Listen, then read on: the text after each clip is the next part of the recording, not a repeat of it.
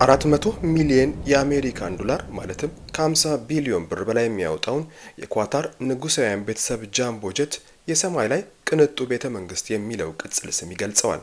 ይህ ቦይንግ 747 ጃምቦ ጀት ባለ ሁለት ወለል በውስጡ ሁለት ፕሬዚደንሻል መኝታ ክፍሎች፣ የመጸዳጃ ቤቶች ከነገላ መታጠቢያው፣ 5 የተሟሉ ኩሽናዎችና ቢሮዎችን የያዘ ነው።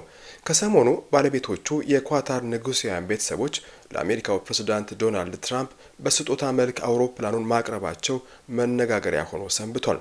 ከ40 ዓመት በላይ አገልግሎ ያረጀውን የቦይንግ ሰራሹን የአሜሪካ ፕሬዝዳንታዊ አውሮፕላን ኤርፎርስ ዋንን የመቀየር ፍላጎት ላላቸው ትራምፕ ይህ ስጦታ አይን የሚታሽበት አይደለም። ከዚህ እርጅና ተጭኖት ጡረታ መውጫ ጊዜው ካለፈ ዓመታትን ካስቆጠረው ኤርፎርስ ዋን አውሮፕላን አሁን በስጦታ መልክ የቀረበው ጀት በብዙ እጥፍ የላቀ ነው።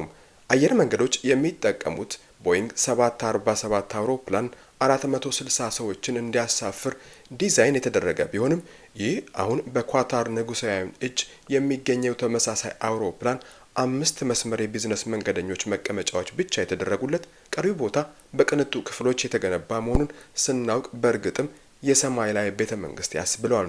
ሁለቱ የአውሮፕላኑ ወለሎች በውብ ደረጃ የተገነቡ ናቸው። ክፍሎቹ የቴሌቪዥን፣ ሬዲዮና ኢንተርኔት አገልግሎት ተገጥሞላቸዋል። የአውሮፕላኑን ማስዋብ ስራ ያከናወነው ታዋቂው የፈረንሳይ ኩባንያ አልቤርቶ ፒንቶ ካቢኔት የመኝታ የማረፊያና የመመገቢያ ክፍሎችን በቅንጡ በቆዳ በተለበጡና በወርቅ ቅብ ባሸበረቁ ቁሳቁሶች አሳምሮታል። ከአንዱ ክፍል ወደ ሌላ ክፍል ሲዘዋወሩ የኮሪዶሮቹ ውበትና ድምቀት በአንድ ድንቅ ባለ 5 ኮከብ ሆቴል ውስጥ እንዳሉ እንዲሰማዎት ያደርጋል። አጠቃላይ ገጽታው ከትራምፕ የቀለምና ዲዛይን ምርጫ ጋር የሚግባቡ ናቸው። ፕሬዝዳንቱ በመጀመሪያ የስልጣን ዘመናቸው ወቅት እንዲገነባ ያዘዙትን አዲስ ብራንድ ኤርፎርስ ዋን አውሮፕላንን ቦይንግ ከ4 ዓመት በኋላም ወደ ዋይት ሀውስ ትራምፕ ሲመለሱ አላደረሰም። 2028 ከዋይት ሀውስ ለሚወጡት ፕሬዝዳንት ትራምፕ አይደርስልኝም ብሏል ቦይንግ።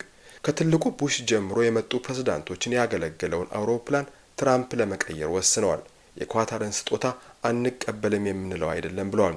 እናም ኤርፎርስ ዋን የተገጠሙለት አይነት የኮሚኒኬሽንና የደህንነት መጠበቂያ መሳሪያዎችን ለዚህ ቅንጡ አውሮፕላን የሚገጥም ተቋራጭ በመከላከያ መስሪያ ቤቱ ፔንታጎን ተመርጧል።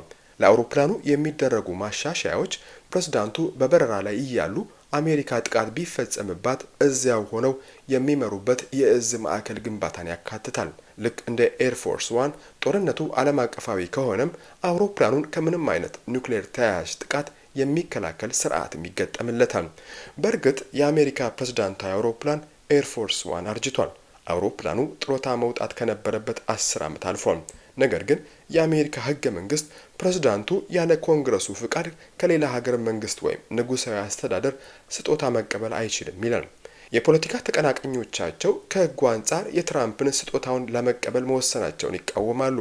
ኤርፎርስ ዋን በአሜሪካና አሜሪካውያን ዘንድ የሚሰጠውን ቦታ በቅጡ የሚረዱ ደግሞ ትራምፕ ይህንን የ400 ሚሊዮን ዶላር ስጦታ ከመቀበል ይልቅ ቦይንግ ላይ ጫናቸውን አበርትተው አዲስ የሆነውን ቢረከቡ ይሻላል ባይ ናቸው። ታሪኩ ከሩዝቬልት ጊዜ የሚጀምረው ኤርፎርስ ዋን የአሜሪካ የቴክኖሎጂና ኢኮኖሚ ልዕለ ኃያልነት ተምሳሌት ሆኗል። ትራምፕ ይህን መሳታቸው መሰረታዊ ስህተት ነው ይላሉ። ኤርፎርስ ዋን ከብዙ ታሪካዊ ሁነቶች ጋር አብሮ የሚታወስ ብሔራዊ መልካቸው ነው። የመስከረም 11ዱ የኒውዮርኩ የሽብር ጥቃት ሲፈጸም ለጉብኝት ፍሎሪዳ የነበሩት ፕሬዝዳንት ቡሽ ቀኑን ሙሉ ኤርፎርስ ዋን ውስጥ ሆነው ለቀውሱ የተሰጠው ምላሽ በመምራት ዓለምን ባዳረሰው በሽብርተኞች ላይ የተከፈተው ዘመቻ በዚያው ጠንስሰዋል።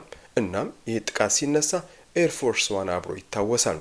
ፕሬዝዳንት ኬኔዲ ግድያ ሲፈጸምባቸው ምክትላቸው ሊንደን ጆንሰን ቃለ መሃላ የፈጸሙት በኤርፎርስ ዋን ውስጥ ሆነው ነበር። እናም በዚህ የድንጋጤ ወቅት አሜሪካንን ያረጋጋ የስልጣን ሽግግር በማስተናገድ የታሪኩ አካል ሆኗል። ኤርፎርስ ዋን በአጠቃላይ በራሪ ዋይት ሀውስ ነው። በውስጡ ፕሬዝዳንቱ ዕለታዊ ስራቸውን የሚከውኑበት ቢሮ፣ የከፋ የጤና እክል ቢያጋጥማቸው እንኳን እስከ ቀደው ጥገና ድረስ የሚከናወንበት ክፍል ከነሙሉ የቁሳቁስና ባለሙያው የተሟላለት ነው። በሰማይ ላይ በ2 ማይል ርቀት በዙሪያው ምንም አይነት አውሮፕላን እንዳይበር የሚከለከልለት፣ የሚሳኤል ጥቃትን ጨምሮ ራሱን ከጥቃት መከላከል እንዲችል ተደርጎ የተገነባ ነው።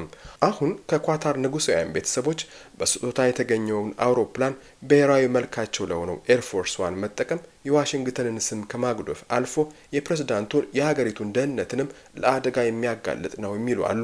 የሌላ ሀገር መንግስት ይጠቀመው የነበረው አውሮፕላን ለስለላ ተጋላጭ መሆኑን በማንሳት ትራምፕ ስጦታ የመቀበል ሂደቱ ግልጽ ነው ቢሉም ግድ ሆኖ ወደ ኮንግረሱ ከሄዱ ዲሞክራቶች ሙሉ በሙሉ እና የተወሰኑ የእርሳቸው ፓርቲ ሪፐብሊካን አባላት ቀድመው በመቃወማቸው የማለፍ እድል አይኖረውም።